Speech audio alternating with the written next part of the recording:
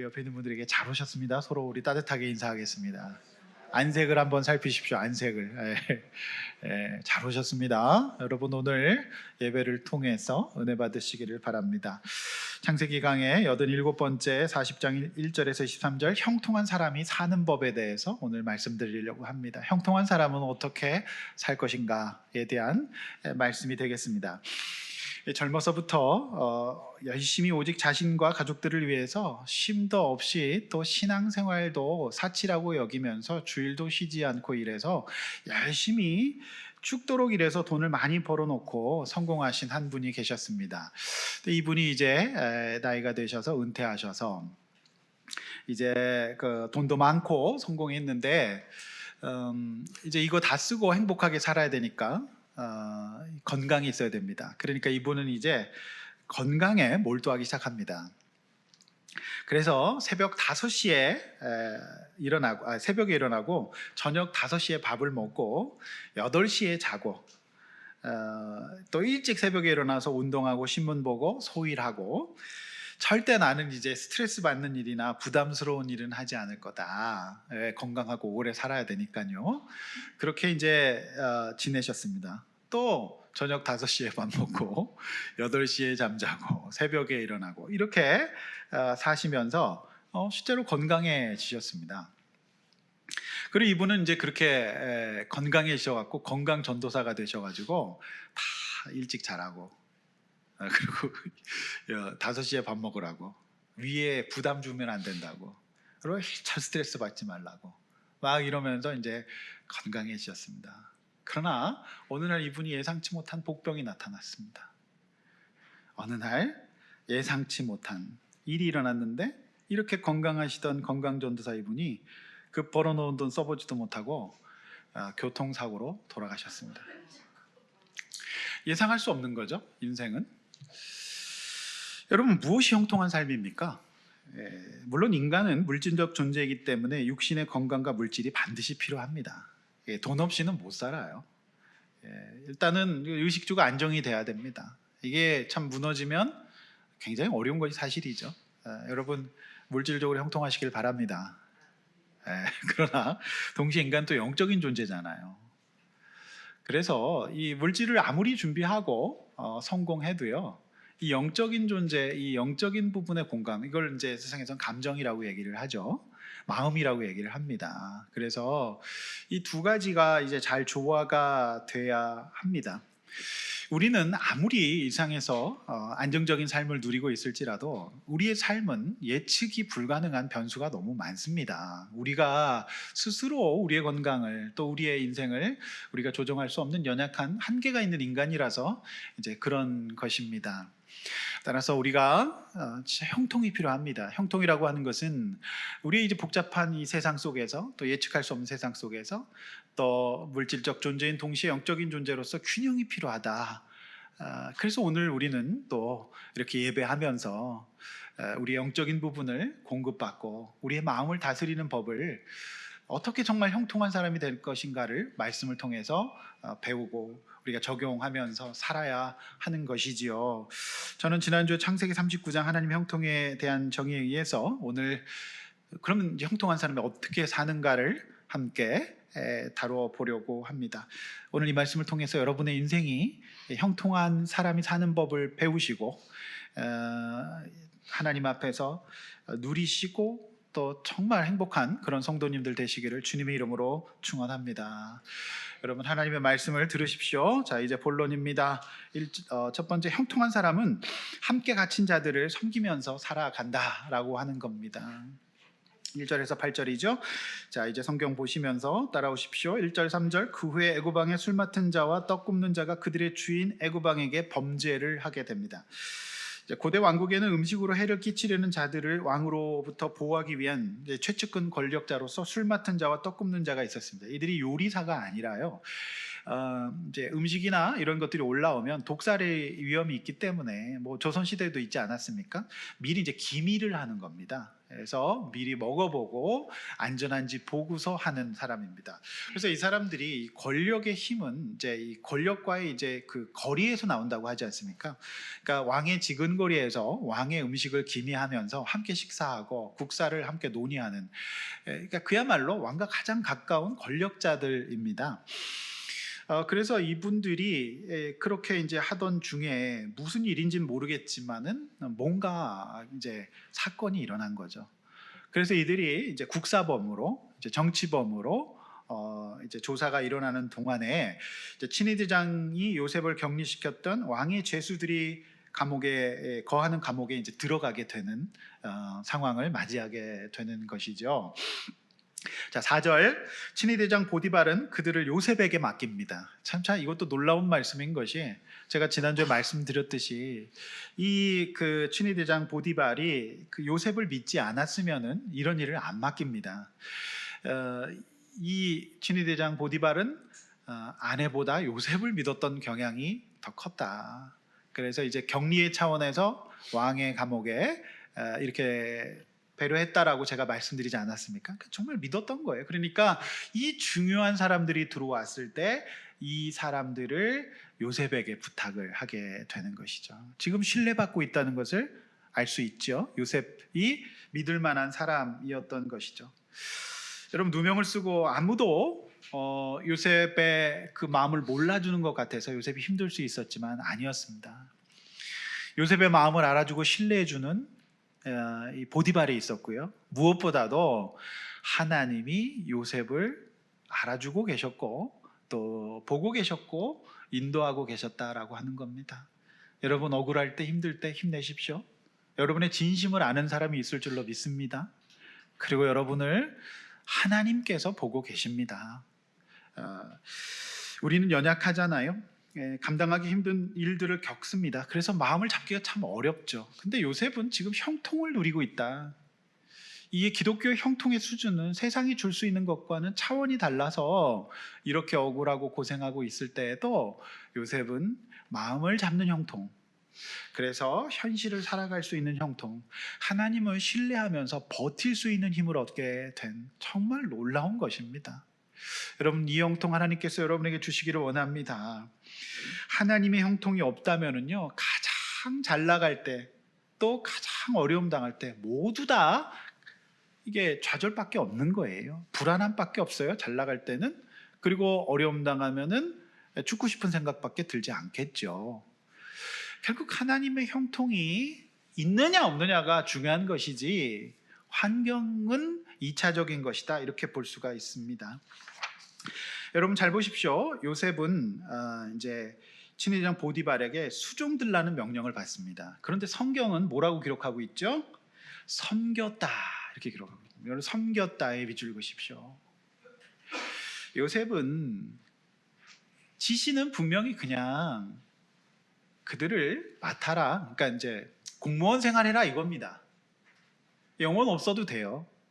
그냥 9 to 6 일하고 퇴근하면 되는 이제 그냥 일을 맡은 겁니다. 그런데 요셉은 그걸 어떻게 받습니까? 섬겨버립니다. 이제 섬겨버렸다의 영어가 이제 미니스트리인데, 요셉은 이 죄인들, 이 떡 맡은 자, 술 맡은 자를 목회해버린 겁니다. 이 마치 전문가가 케어하듯이 영혼을 담아서 이들을 섬겨버린 거예요. 그게 참 놀랍지 않습니까? 이렇게 안 해도 되거든요.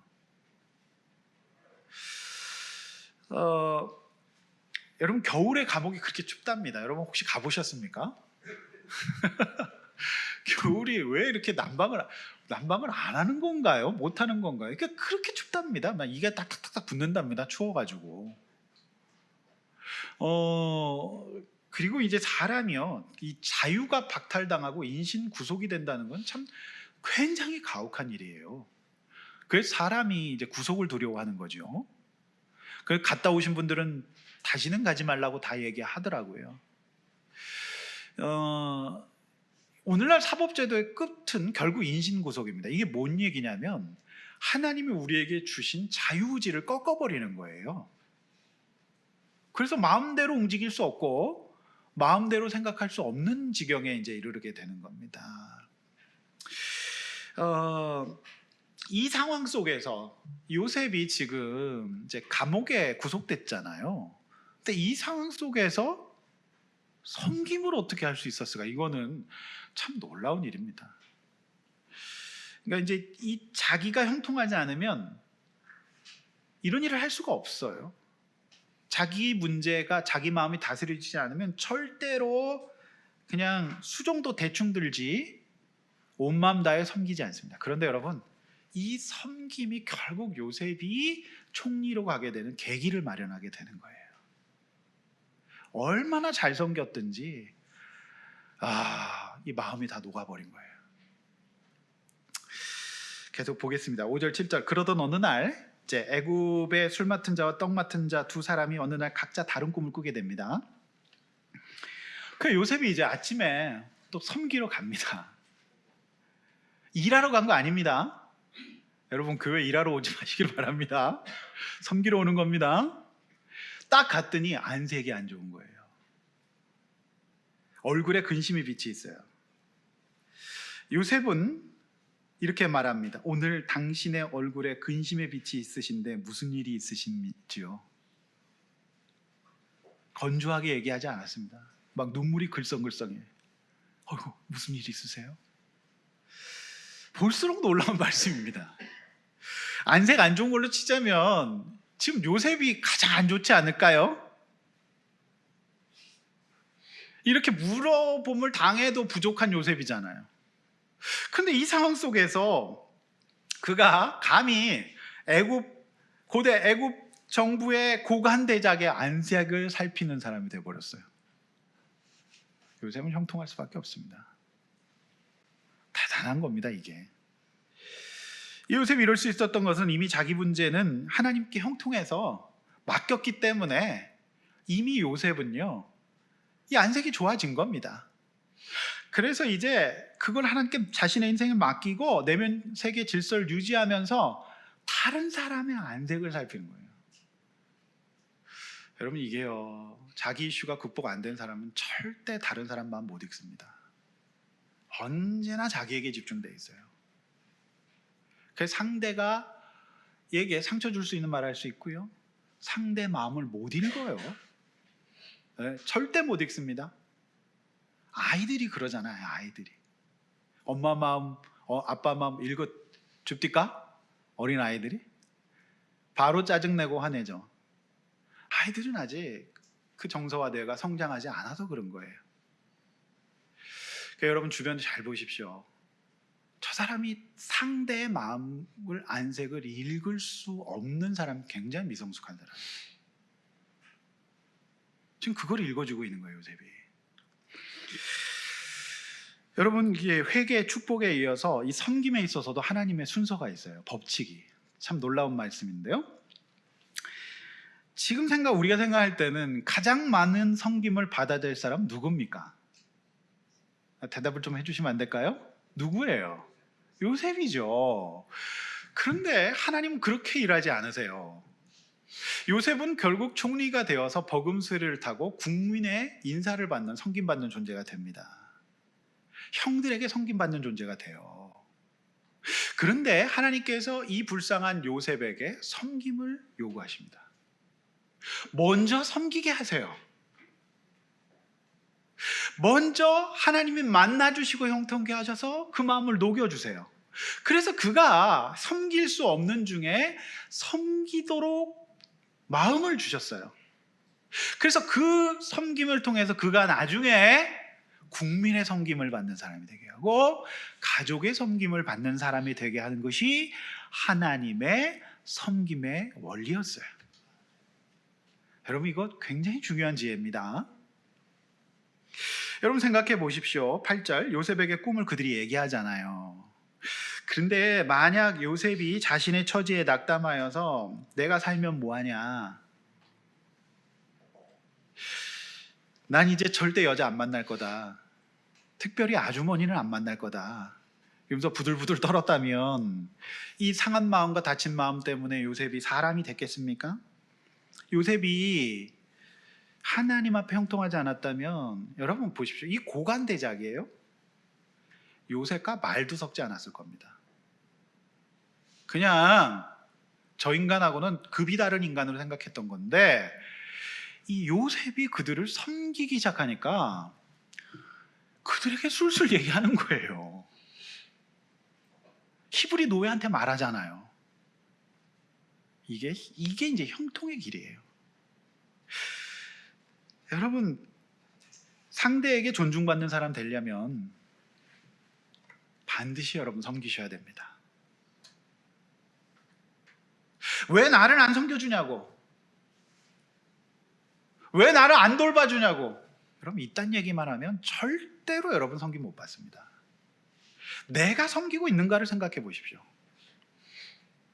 이것이 성경의 섬김의 원리예요. 하나님이 여러분 섬기십니다. 난 그럼 어디서 섬김 받냐? 여러분, 하나님이 여러분 알고 계시다고 말씀하고 있지 않습니까? 그게 신앙이 아닙니까?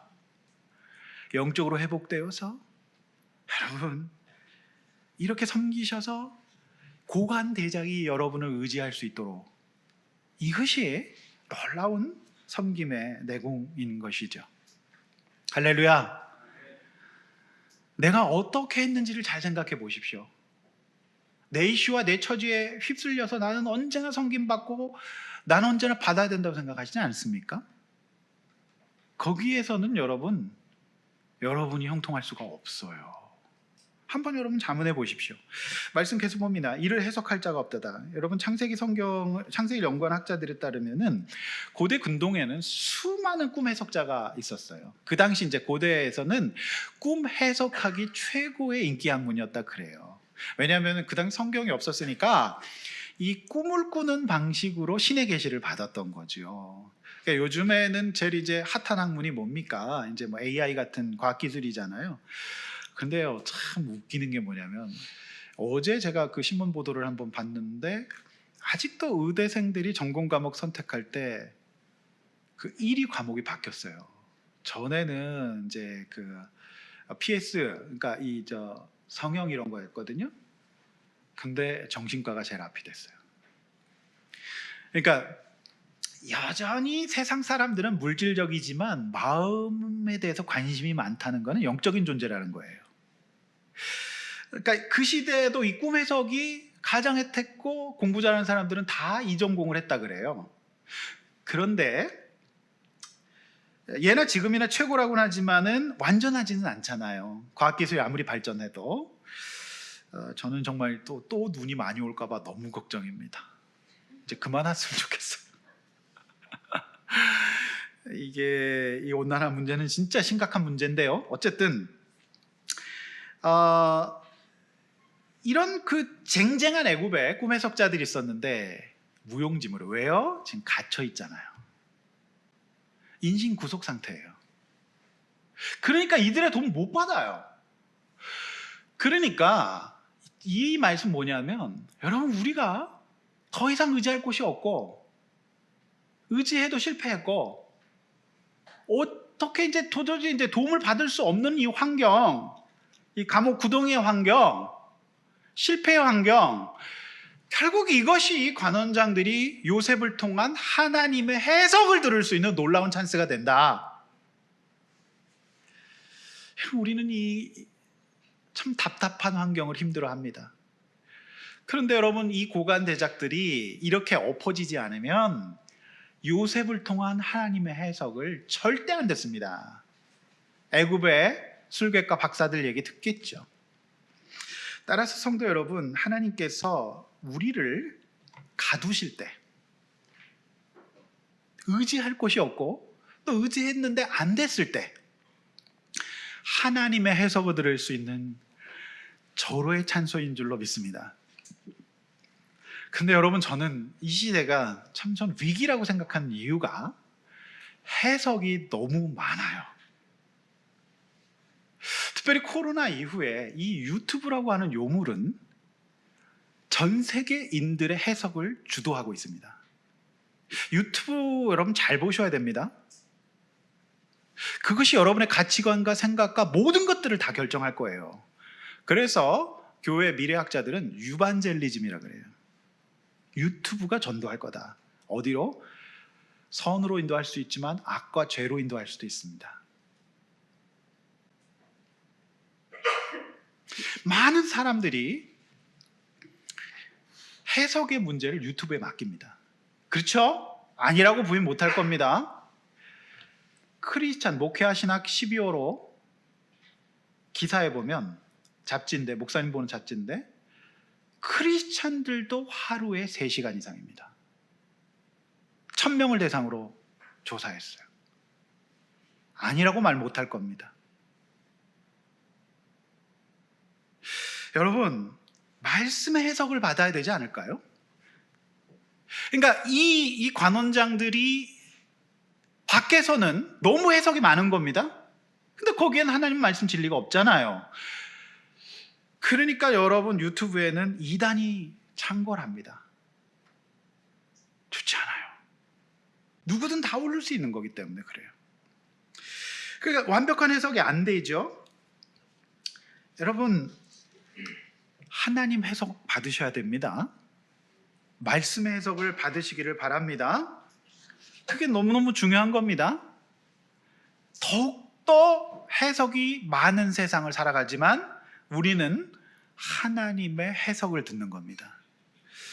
요셉은 당당하게 말합니다. 해석은 하나님께 있습니다. 할렐루야. 여러분, 해석은 하나님께 있습니다. 해석은 유튜브에 있습니까? 해석은 하나님께 있습니다. 그런데 밖에서는 안 듣죠, 고관대작들이. 그런데 이분들이 감옥에서 듣게 되는 거예요. 그래서 요셉 역시 사실은 해석을 밖에 있을 때는 못했어요. 근데 요셉이 이제 구덩이 생활이 시작되면서 제가 말씀드렸잖아요. 놀라운 실습 위주의 최고의 신학교, 구덩이 신학교 출신이기 때문에 이 구덩이 신학교에서 해석을 마스터하게 되는 거예요. 오직 하나님 앞에서. 그러니까 헤브론에서 아버지의 편애받고 있을 땐 절대 해석 못합니다. 엉뚱하게 해석해서 형들한테 자랑하다가 죽일 놈 될 수밖에 없었잖아요. 그러니까 이제 이게 구덩이 신학교에서 이제 해석. 그러니까 요셉도 이들도 전부 다 사실은 오늘날로 치면 디지털 디톡스가 필요한 거예요.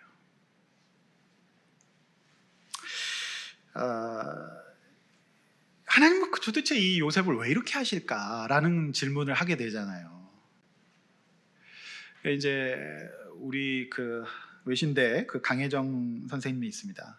우리 전도사님이 저에게 이제 이분의 책을 직접 저자 사인을 해서 갖다 주셨어요. 그래가지고 제가 굉장히 좋은 학자인 것 같아요. 그래서 제가 읽었는데요. 이분의 강의에서 이렇게 얘기합니다.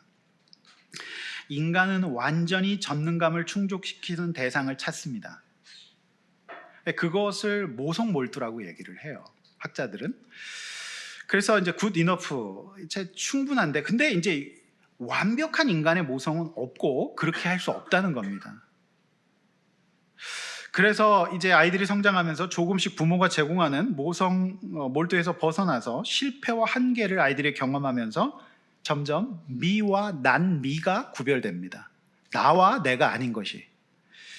그러나 성장하는 자녀가 여전히 부모의 전능감 안에서 모든 것이 다 채워지면 이분은 이렇게 얘기합니다. 미와 난미, 즉 나와 내가 아닌 것 구별이 안 일어납니다.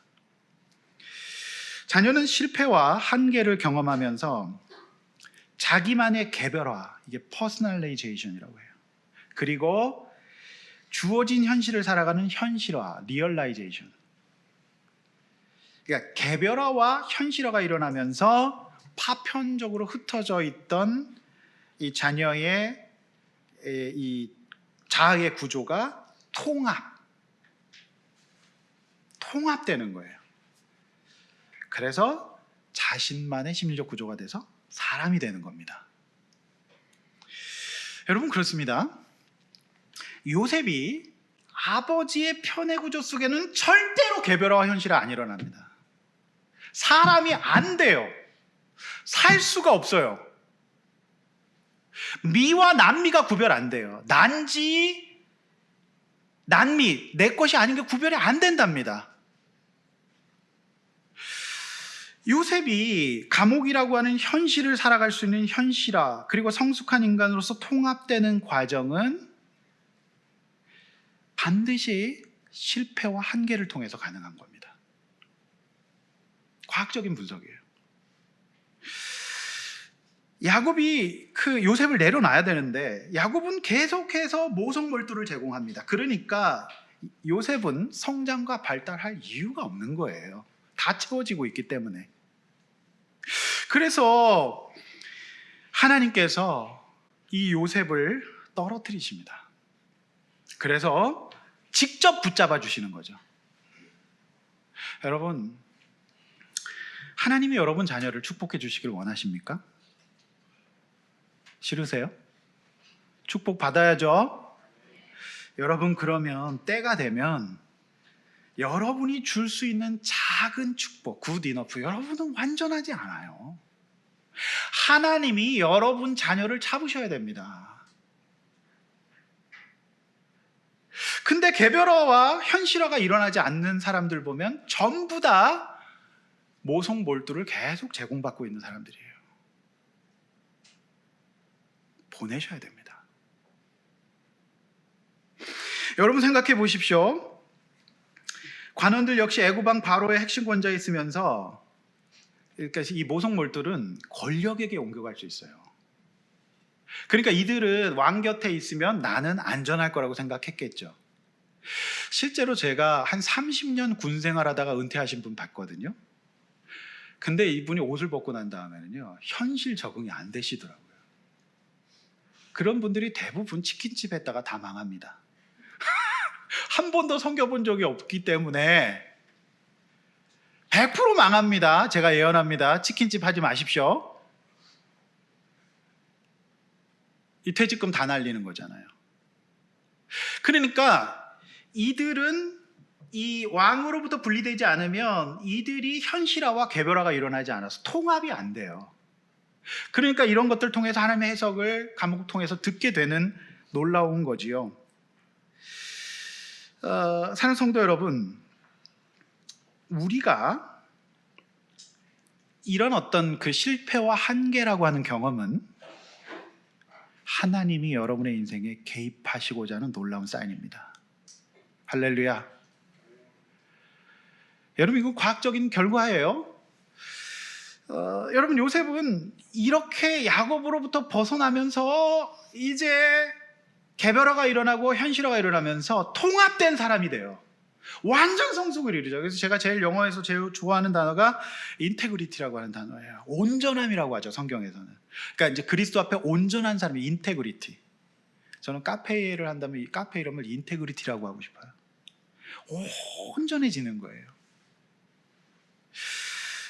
요셉은 이제 이렇게 온전함을 이루면서 현실적으로 대처합니다. 그리고 한 사람으로서 개별화와 현실화 일어나면서 다른 사람의 안색이 들어오는 사람이 된 겁니다. 할렐루야. 다른 사람의 마음을 읽고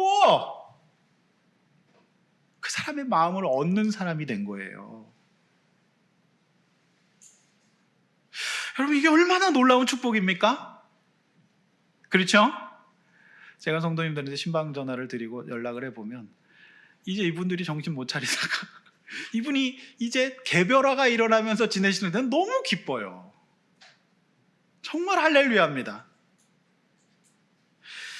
여러분, 형통한 사람이 사는 방법은 섬겨달라고 그렇게 하는 것이 아니라 하나님 앞에서 섬기는 삶을 사는 사람이 되는 겁니다. 할렐루야. 이 은혜가 있기를 원합니다. 두 번째, 형통한 사람은 하나님께 그 때를 맡기고 삽니다. 9절 23절이죠. 9절 11절. 먼저 술 맡은 간원장 요셉에게 꿈을 얘기합니다. 자, 포도나무가 있는데 그 나무에 세 가지에서 포도송이가 익었는데 자신의 손에 바로의 잔이 있고 그 포도로 즙을 내어 바로의 잔에 짜서 드렸다는 내용이죠. 12, 13절. 이에 대한 요셉의 해석은 긍정적이었어요. 그가 사흘 내로 그의 직이 회복될 것이라고 말해줍니다. 그리고 14, 15절에서 요셉이 그에게 자신의 구명을 부탁합니다. 여러분 요 14, 15절 해석은 굉장히 중요하기 때문에 조금 뒤로 미루고 일단 꿈을 한번 봅시다. 16, 17절 떡 굽는 관원장은 옆에서 해석할 길한 것을 보면서 요셉에게 자신의 꿈을 얘기합니다. 저는 여기서 그 해석이 좋은 것을 보고, 요게 이제 중요한 힌트라고 생각해요.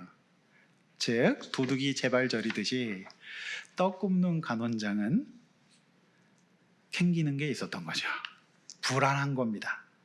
근데 술 맡은 관원장이 좋은 얘기를 들으니까 나도 좀 좋은 얘기를 해주면 안 될까? 이런 얘기를 한 거예요.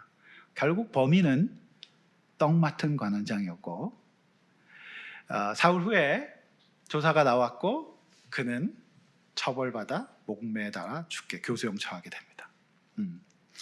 그러니까 여러분, 사람이 순수해야 돼요. 죄 짓지 말아야 됩니다. 네, 다 드러납니다. 그게 이제 무의식으로 나온 거죠, 꿈으로. 이 떡 맡은 관원장의 얘기는 그거죠. 떡 세 강주리가 있는데 메뉴에 강주리에 발을 위해 만든 각종 구운 음식이 있는데 그것을 누가 먹었다? 네, 완전히 세됐다, 이렇게 이제 볼 수 있는 겁니다. 그러니까 새가 이제 먹었다. 이게 불길한 거죠. 그러니까 내용은 이제 당신은 세될 겁니다, 이 얘기예요. 네, 결국 그 얘기 맞았고 사흘 후에 범인으로 지목되죠. 여러분, 저는 이 요셉의 이 해석을 보면서 참 만감이 교차했습니다. 안색을 살피는 사람이잖아요. 그런데 요셉이 약자 아닙니까? 히브리 노예고 지금 성추행범에 누명을 쓰고 들어가 있는 사람이잖아요. 근데 거기다 대놓고 떡 맡은 관원장이 어떻게 될지 모르는데 이런 해석을 대놓고 하면 여러분 할 수 있겠습니까? 저 역시 여러분, 제가 이렇게 보면 여러분의 안색이 다 들어와요. 근데 제가 본 안색은 거의 정확하더라고요. 그래서 이 안색을 살피는데 이런 얘기를 쉽지 않았다는 생각을 하게 됩니다. 솔직히 저는 못할 것 같아요. 돌아가실 겁니다, 이렇게 얘기할 수 있겠습니까? 망할 겁니다. 쉽지 않아요. 근데 요셉은 사람을 보고 그 사람에게 맞게 하나님이 보여주는 해석을 편집하여 전하는 사람이 아니었어요. 그의 하나님의 말씀을 들으셔야 됩니다. 하나님 앞에서 사람을 두려워하지 않는 해석자였던 것 같아요. 네. 여러분, 기독교는 그렇습니다. 세상 종교들이 드러내지 않은 인간의 본질에 대해서 이처럼 가감없이 드러내고 지적합니다. 그래서 불신자들은 기독교가 독선적이라고 얘기를 해요. 그래서 신학을 도그마라고 얘기합니다. 독선. 그걸 조직신학이라고 하는데, 교리라고 하는데 도그마예요. 영문 이름이.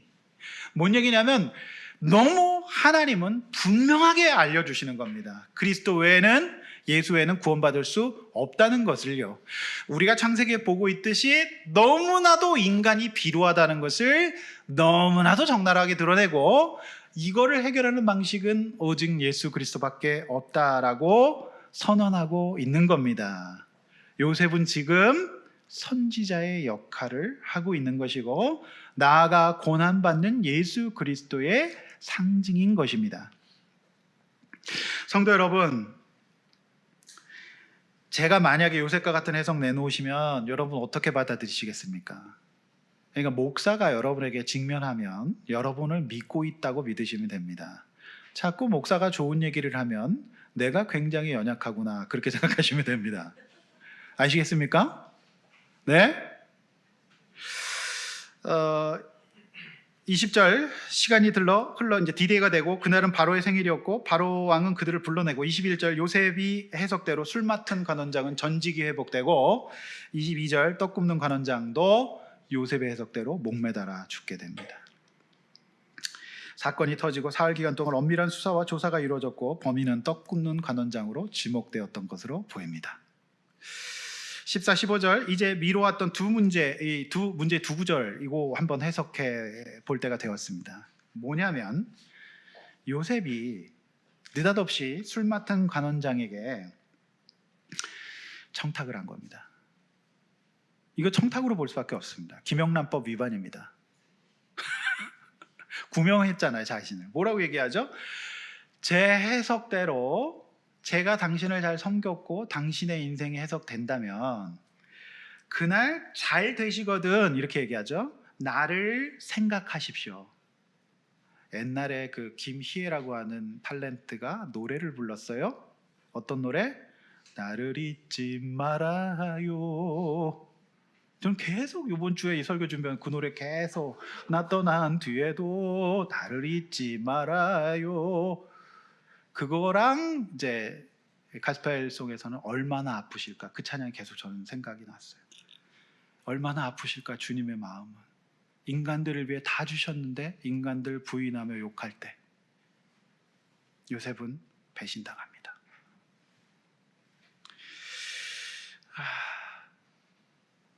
요셉은 분명히 청탁했어요. 당신 잘 되면 나 살려주십시오. 난 죄 지은 적이 없습니다. 그러면서 자신은 히브리 땅에서 끌려왔고 애굽에 와서도 옥에 갇힐 일은 안 했다라고 얘기해요.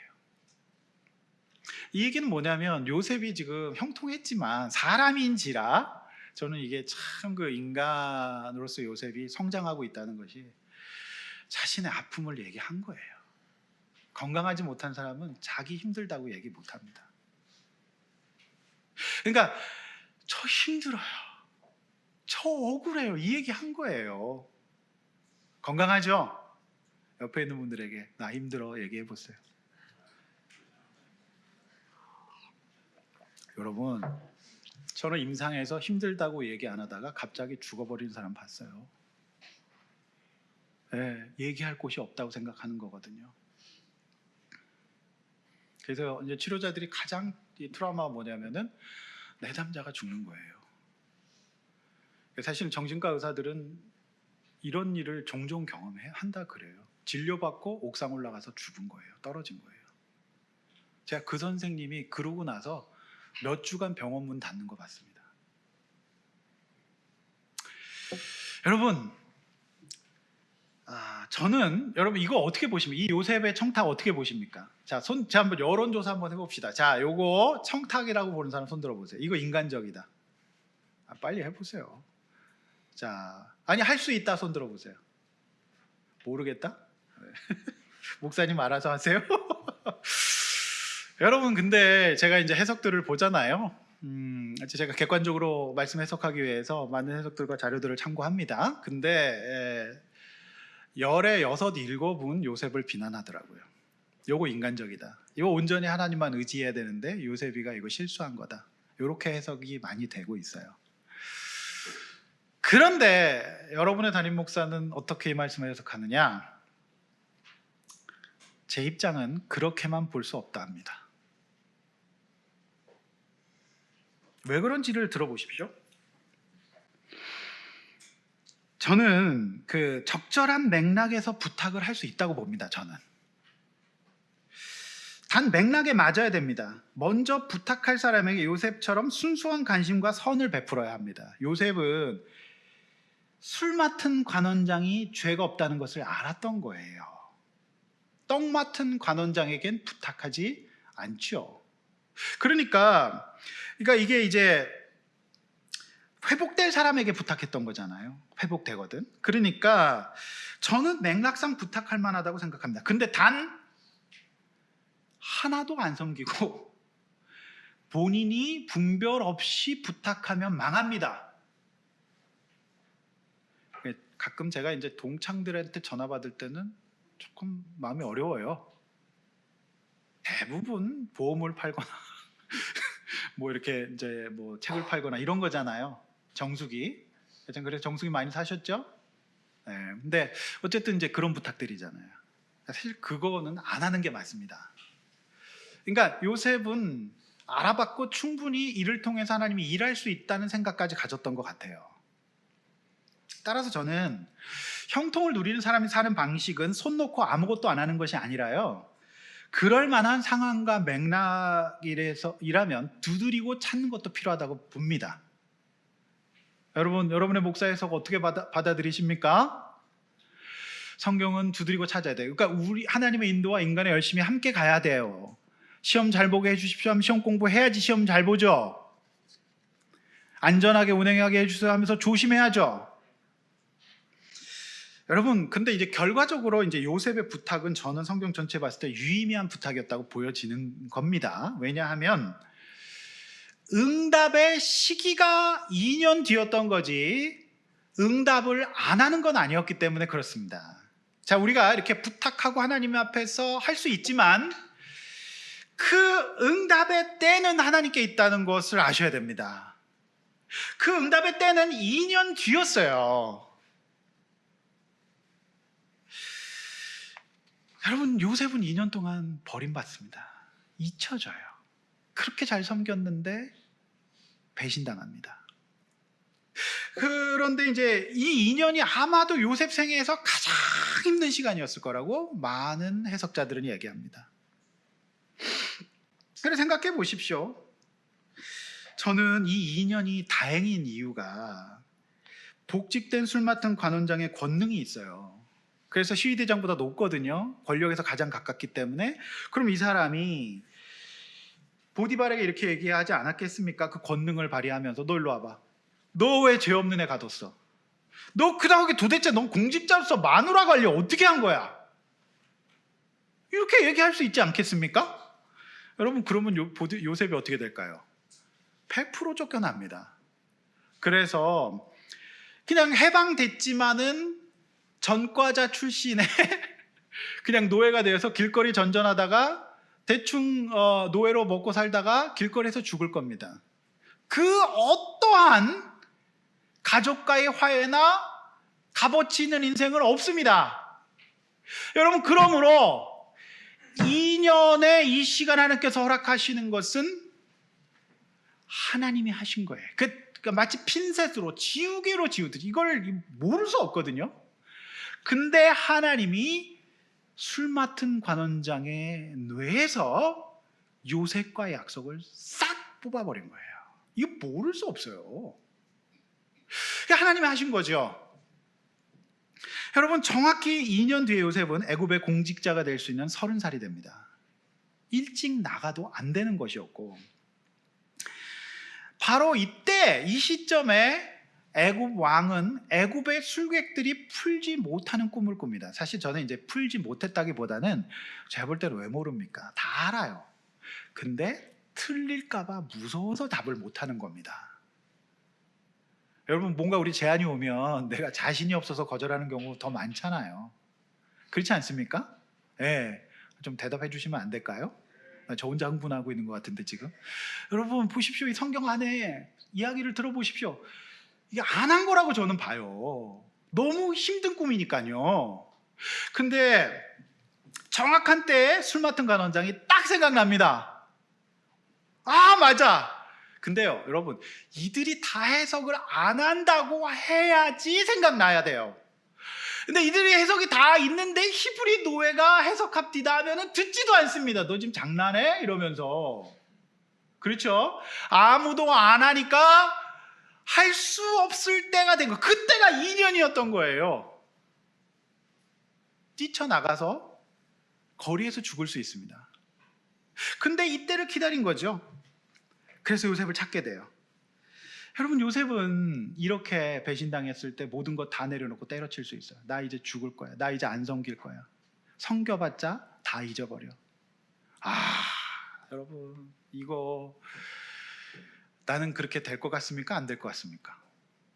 영혼을 담았는데요. 인생을 태웠는데요.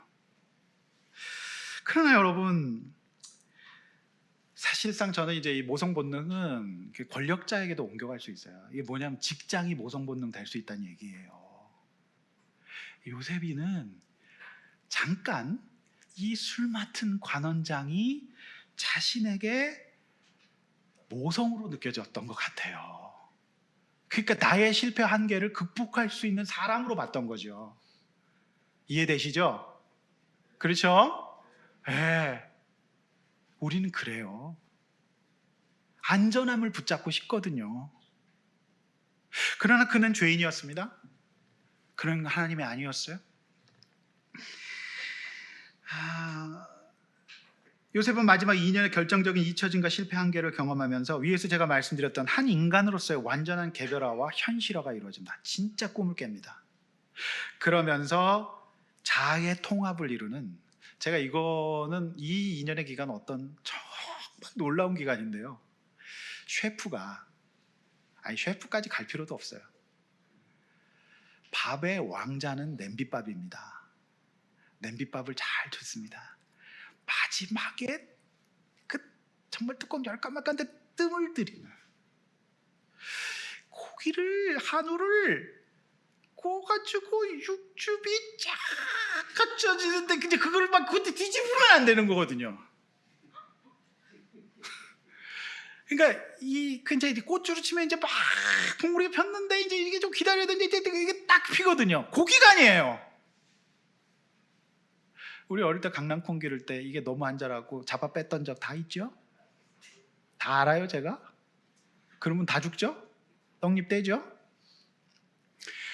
하나님은 요셉이 지금 굉장히 완숙됐는데 요 기간이 이제 완벽한 통합이 이루어지는, 진짜 앞으로 네가 애굽 바로 앞에 가서 권력 가졌을 사람 믿지 않고 흔들리지 않는 사람 되고 형들 믿지 않고 형들 용서할 수 있는 사람 되는 거예요. 사람이 그럴 수 있구나. 여러분 고개 들어 절 보십시오. 여러분의 인생이 계획대로 되지 않을 때, 자꾸 배신당할 때, 자꾸 사기당할 때, 내 계획대로 안 될 때, 그때가 바로 하나님이 여러분이 보지 못하는, 여러분이 미처 헤아리지, 나는 꼭 지금 해야 되는데 그게 안 될 때 하나님의 섭리와 계획이 작동하고 있다는 것을 믿으셔야 됩니다. 기다리셔야 됩니다. 이때 뛰쳐나가면 거리에서 죽습니다.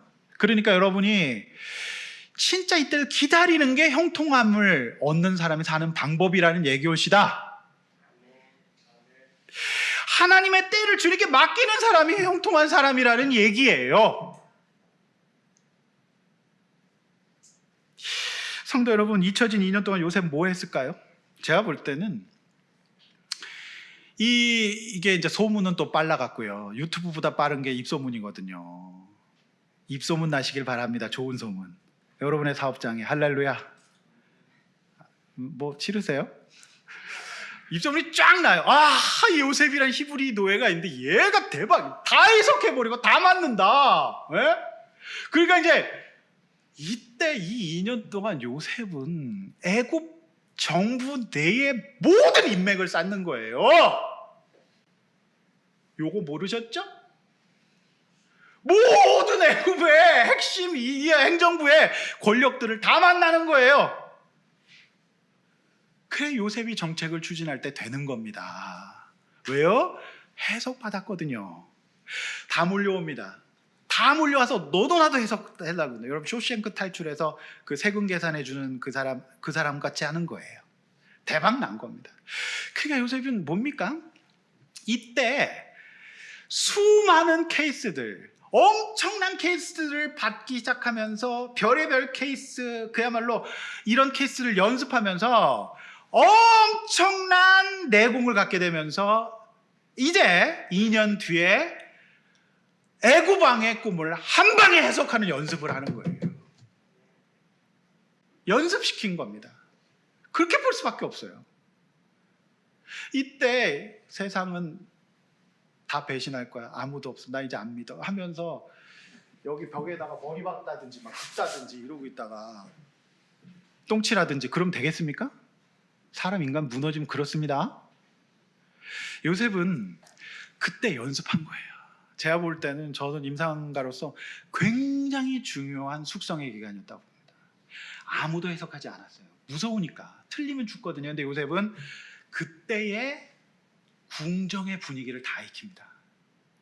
이때 디테일이 있잖아요. 여러분 재미없습니까? 저 재밌어 죽겠는, 도파민이 막 뿜뿜 나오는데. 놀랍죠 여러분? 놀랍죠? 그래서 딱 나가자마자 그 꿈을 한 방에 쫙 해석하고 연습해서 된 거예요.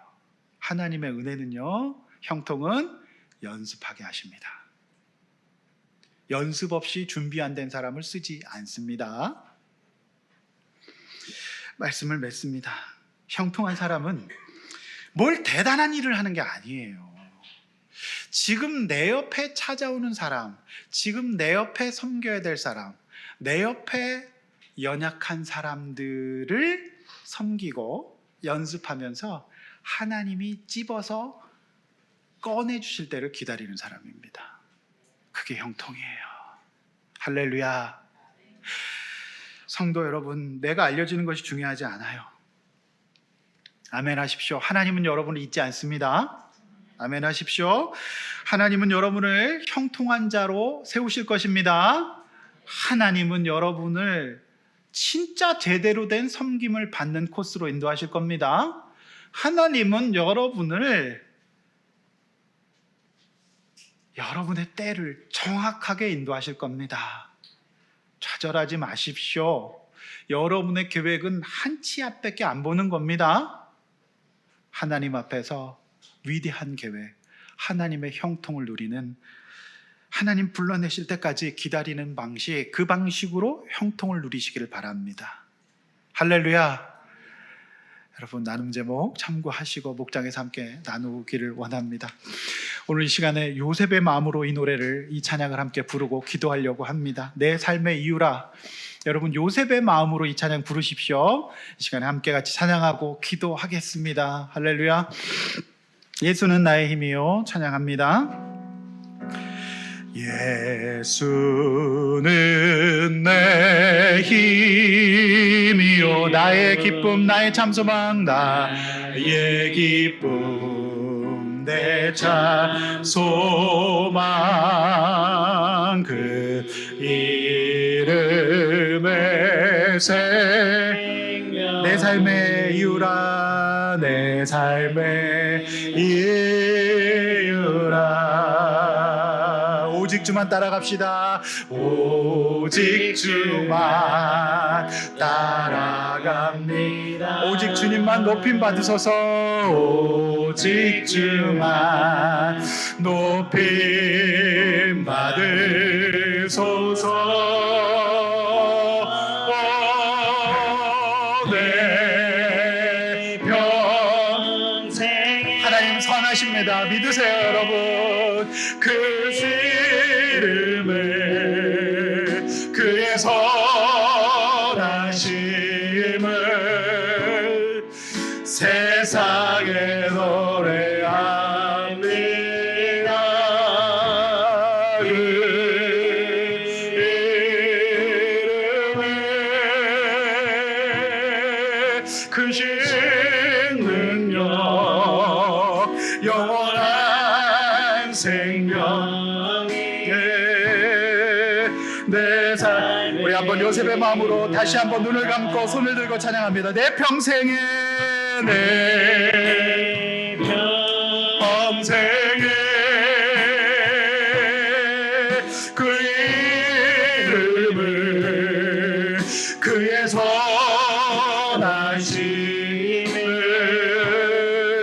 세상에 노래합니다. 그 이름 붙잡고 살아갑시다.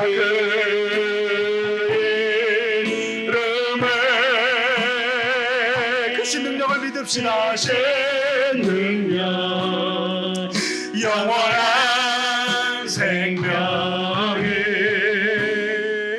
내 삶의 이유다. 여러분, 이 시간에 함께 같이 기도합시다. 하나님은 여러분을 형통케 하기를 원하세요. 여러분, 나도 힘든데, 내가 섬김 받아야 되는데, 여러분, 그러면 영원한 섬김 못 받습니다. 하나님, 나를 성장시켜 주시옵소서. 그리고 하나님 아버지, 우리는 자주 이렇게 좌절합니다. 결과가 나오지 않습니다. 정말 하는 말 쳐다보게 될 때가 있어요. 여러분, 그럴 때 주님 의지하십시오. 하나님께 때를 맡기고 오늘 요셉의 마음으로 그의 이름과 선하심과 능력을 붙잡고 살아가는, 그래서 결국 형통케 해달라고 하나님의 계획을 보면서 하나님 앞에 정말 눈물을 영광 돌리게 해달라고 주 한번 외쳐 기도하겠습니다. 주여.